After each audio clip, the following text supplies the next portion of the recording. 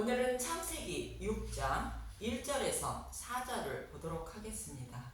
하나님의 아들들과 사람의 딸들. 오늘 본문에는 모든 인류가 노아의 홍수로 심판을 받아야 하는 이유를 말씀하고 있습니다. 하나님은 창세기 4장에서 5장까지의 말씀을 통하여 하나님이 받지 않으시는 예배와 받는 예배에 대하여 가인과 아벨의 제사를 통하여 말씀하셨습니다.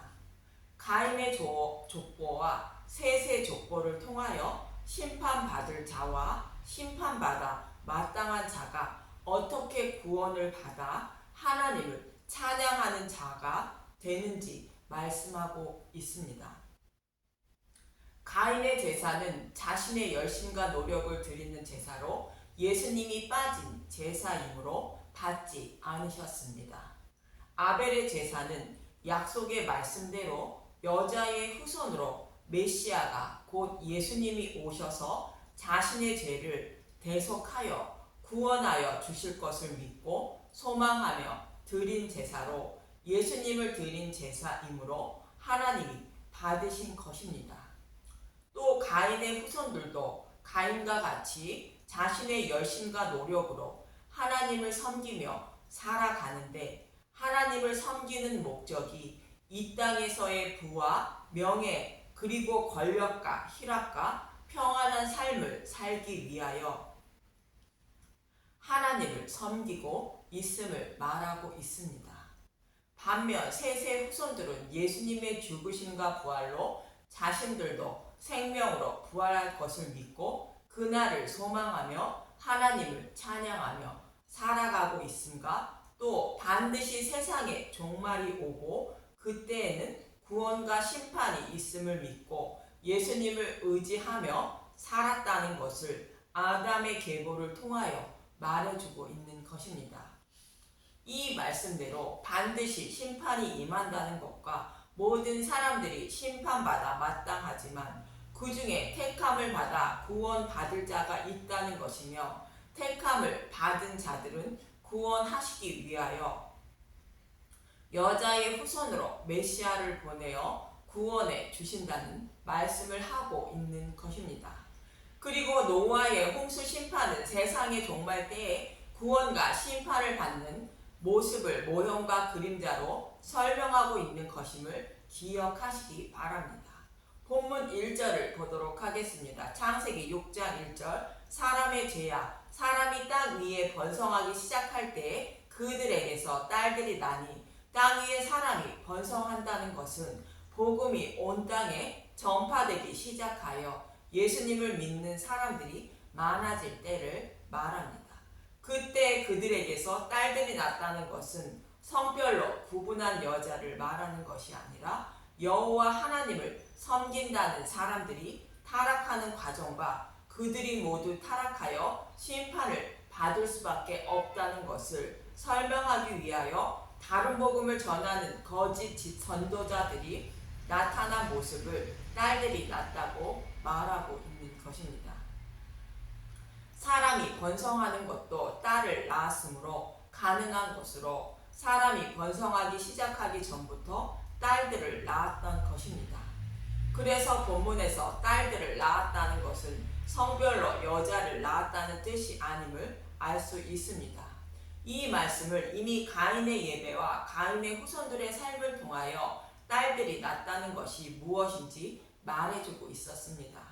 가인의 제사와 같이 하나님을 섬기되 자신을 죄에서 건져주실 예수님이 빠진 자신의 열심과 노력으로 곧 다른 복음으로 하나님을 섬기려는 자들을 딸들이 낳았다고 표현하고 있는 것입니다.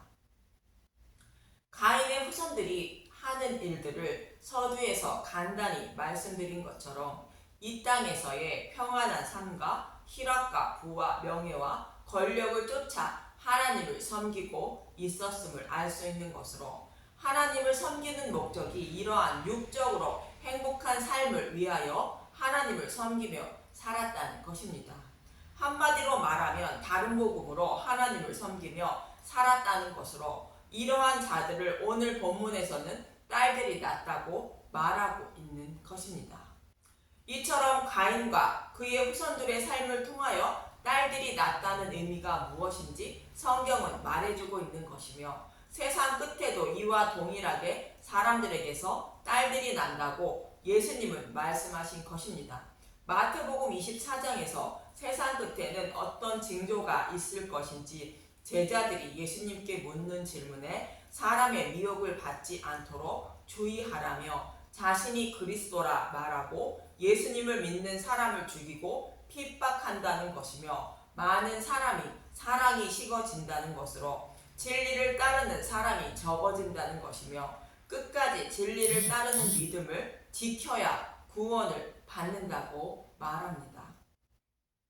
이처럼 딸들이 낳았다는 것은 자신의 소견대로 곧 다른 복음으로 하나님을 섬기는 것을 말합니다. 그래서 결국 다른 복음으로 미혹하는 자들에게 모두 넘어갔다고 본문 2절은 말하고 있는 것입니다.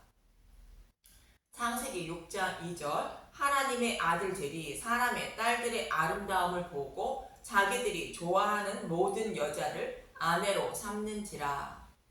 먼저 하나님의 아들들이 누구인지 알아보도록 하겠습니다. 욥기 1장 6절과 2장 1절과 38장 7절을 보도록 하겠습니다. 욥기 1장 6절, 하루는 하나님의 아들들이 와서 여호와 앞에 섰고 사탄도 그들 가운데 온지라. 욥기 2장 1절, 사탄이 다시 욥을 시험하다. 또 하루는 하나님의 아들들이 와서 여호와 앞에 서고 사탄도 그들 가운데 와서 여호와 앞에 서니. 욥기 38장 7절, 그때의 새벽 별들이 기뻐 노래하며 하나님의 아들들이 다 기뻐 소리를 질렀느니라. 여기에 나오는 하나님의 아들들은 천사를 말하고 있습니다. 그래서 어떤 사람들은 본문에 나오는 하나님의 아들들은 천사라고 말하는 사람들이 있습니다. 그러나 마태복음 22장 30절에 예수님은 이렇게 말씀하십니다. 부활 때에는 장가도 아니 가고 시집도 아니 가고 하늘에 있는 천사들과 같으니라. 예수님은 천사들은 시집도 장가도 가지 않는다고 말씀하시는데, 천사가 사람의 딸들과 결혼한다는 것은 창조주이신 예수님이 거짓말하고 있는 것과 같은 것입니다. 또 만약 천사가 사람의 딸과 결혼을 한다면 지금도 천사와 결혼을 하는 사람들이 있어야 하는 것이며, 하나님은 천사를 결혼할 수 없도록 창조했다는데, 결혼한다는 것은 창조론을 부정하고 진화론을 믿는 것과 같다고 생각합니다. 본문에 나오는 하나님의 아들들은 말씀의 문맥으로 볼 때에 메시아 언약을 믿고 하나님 나라를 기업으로 받으려고 광야 생활을 하고 있는 교회를 말하는 것입니다. 저와 여러분과 같이 예수님을 믿어 하나님 나라를 기업으로 받으려고 신앙생활을 하고 있는 사람들을 말합니다. 이처럼 하나님의 아들들은 광야 생활을 하고 있는 교회를 말하는데, 그들이 딸들의 아름다움을 보고 자기들이 좋아하는 모든 여자를 아내로 삼았다는 것은 다른 복음을 전하는 자들의 말을 듣고 자신의 소견으로 이것이 옳다, 거짓이 옳다 판단하여 그들을 따라 하나님을 섬기기 시작했다는 뜻입니다. 예수님이 죽으시고 부활하심으로 자신도 생명으로 부활할 것을 믿어 소망하지 않고 다른 복음을 듣고 자신의 소견대로 하나님의 이름만 부르며 다른 하나님을 섬기기 시작했다는 것입니다. 그럼 신약에서는 이러한 모습을 어떻게 말하고 있는지 요한일서 2장 15절에서 18절을 보도록 하겠습니다. 요한일서 2장 15절, 이 세상이나 세상에 있는 것들을 사랑하지 말라. 누구든지 세상을 사랑하면 아버지의 사랑이 그 안에 있지 아니하니. 이는 세상에 있는 모든 것이 육신의 정욕과 안목의 정욕과 이생의 자랑이니 다 아버지께로부터 온 것이 아니요 세상으로부터 온 것이라. 세상을 사랑한다는 것은 가인의 후손들처럼 이 땅에서의 부와 명예와 힘과 쾌락을 얻을 목적으로 종교 생활을 하고 있는 것을 말합니다. 이런 사람은 십자가의 은혜와 사랑은 이미 아는 것이라 생각하고 예배만 출석해주면 다 구원받는다고 생각하고 자신을 사랑하여 이 땅에서 행복한 삶을 위한 목적으로 예수님의 이름을 부르며 교회를 다니는 사람들을 말합니다. 요한일서 2장 17절 이 세상도 그 정욕도 지나가되 오직 하나님의 뜻을 행하는 자는 영원히 거하느니라. 이 세상의 것을 아무리 많이 소유해도 다 헛된 것이지만 십자가의 사랑을 알고 나누며 살아가는 사람만 구원을 받을 수 있다는 것입니다. 사도 바울도 빌립보서 3장 17절에서 21절에 가인의 후손들처럼 살지 말고 하늘의 시민권이 있는 자로 살아야 한다고 말합니다. 빌립보서 3장 17절 우리의 시민권의 하늘에 형제들아 너희는 함께 나를 본받으라. 그리고 너희가 우리를 본받은 것처럼 그와 같이 행하는 자들을 눈여겨보라. 예수님이 부활하신 것처럼 사도 바울 자신이 생명으로 부활하실 것을 믿고 살아가는 것을 본받으라 말합니다. 빌립보서 3장 18절 내가 여러 번 너희에게 말하였거니와 이제도 눈물을 흘리며 말하노니 여러 사람들이 그리스도의 십자가의 원수로 행하느니라. 그들의 마침은 멸망이요 그들의 신은 배요 그 영광은 그들의 부끄러움에 있고 땅의 일을 생각하는 자라. 가인의 후손들이 이 땅에서의 삶을 위하여 하나님을 섬겼던 것처럼 빌립보 교회도 자신들의 배를 부르게 하기 위하여 예수님을 믿고 있었다는 것이며 이런 사람들은 모두 지옥불에 들어가는 사망에 이르게 된다고 눈물을 흘리며 말하고 있다는 것입니다. 빌립보서 3장 20절 그러나 우리의 시민권은 하늘에 있는지라 거기로부터 구원하는 자 곧 예수 그리스도를 기다리노니 그는 만물을 자기에게 복종하게 하실 수 있는 자의 역사로 우리의 낮은 몸을 자기의 영광의 몸의 형체와 같이 변하게 하시리라. 예수님을 믿는 사람들은 죄에 찌든 더러운 몸이지만 그런 우리를 예수님이 부활하신 몸과 같은 부활의 몸으로 바꾸어 주셔서 구원해 주신다는 것입니다. 교회는 그 소망을 가지고 살아야 한다는 것입니다. 이렇게 딸들의 아름다움을 보고 아내로 삼은 자들의 날은 120년이라고 본문 3절은 말합니다. 창세기 6장 3절 여호와께서 이르시되 나의 영이 영원히 사람과 함께 하지 아니하리니 이는 그들이 육신이 됨이라. 그러나 그들의 날은 120년이 되리라 하시니라. 나의 영은 성령을 말하는데 성령님이 하시는 일은 복음의 말씀을 증거해 주시는데 죄에 대하여 의에 대하여 심판에 대하여 잘 가르쳐 주시는 일을 하십니다. 요한복음 16장 8절 그가 와서 죄에 대하여 의에 대하여 심판에 대하여 세상을 책망하시리라. 성령님이 이러한 일을 행하시는 것은 복음의 말씀을 보고 들을 때에 그것이 사실임을 증거해 주시며 마음에 새겨주어 믿음에 이르게 하시는 것입니다. 그런데 진리의 말씀이 아닌 다른 복음을 보고 듣게 되면 성령님이 하실 일이 없게 되는 것입니다. 그래서 다른 복음을 따르는 사람들이 나의 영이 영원히 함께하지 않는다고 말씀하시는 것입니다. 그리고 그들의 날이 120년이라는 것은 홍수 심판 이후로 인간이 수명이 120년이 된다는 뜻이 아니라 노아가 방주를 만드는 기간을 말하는 것으로 120년 후면 홍수 심판이 임한다는 뜻입니다. 베드로전서 3장 20절은 이렇게 말합니다.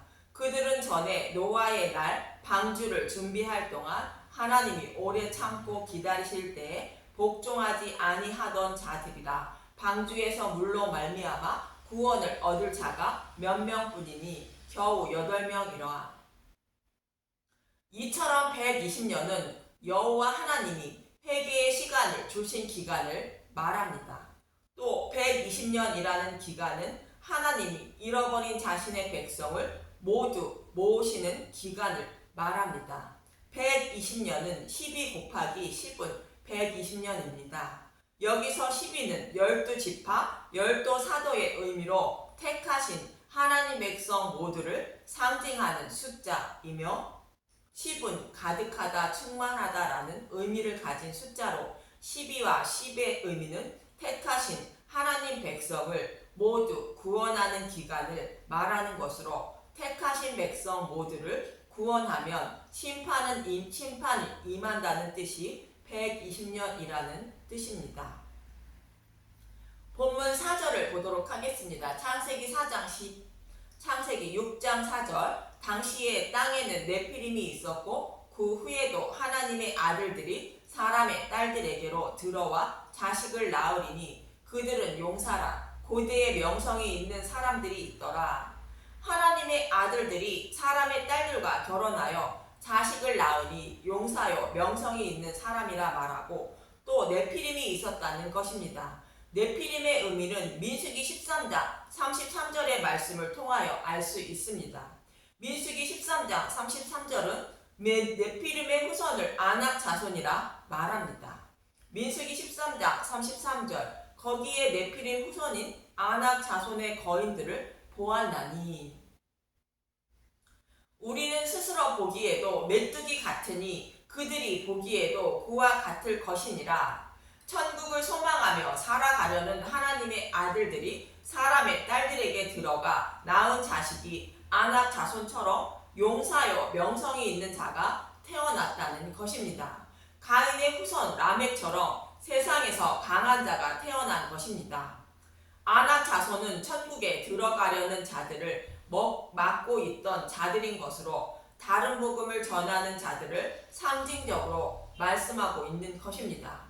마치 복음을 전하는 제자들을 죽이고 핍박하던 바리새인들의 모습과 같은 것입니다.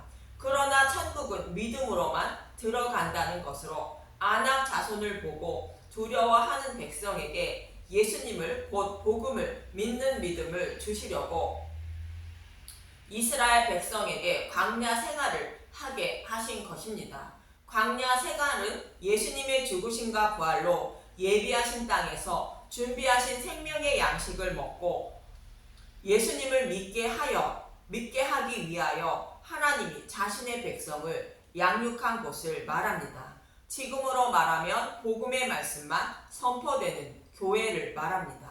여기서 네피림은 떨어지다, 실패하다, 도망자, 멸망하다라는 뜻을 가진 나팔이라는 히브리어에서 유래된 네필이라는 단어로 벌목꾼, 하나님 백성을 넘어지게 하는 자, 약한 자를 못살게 구는 사람, 폭군이라는 뜻을 가지고 있는 단어인 것입니다. 그래서 메뚜기같이 약한 하나님 백성을 괴롭히고 폭력을 휘둘려 넘어지게 하는 자들이 나타났다는 뜻으로 네피림과 같은 아주 강한 자가 태어났다고 말하는 것입니다. 이 말씀처럼 종말이 다가올수록 진리의 말씀을 전하는 사람들은 줄어들고 복음을 변질시켜 다른 복음을 전하는 자들은 번성하여 많아지게 되고 광야 생활 중인 사람들은 성경의 말씀을 따르지 않고 자신의 소견에 옳은 대로 생각하여 다른 복음을 따라 신앙생활을 하게 된다는 것입니다.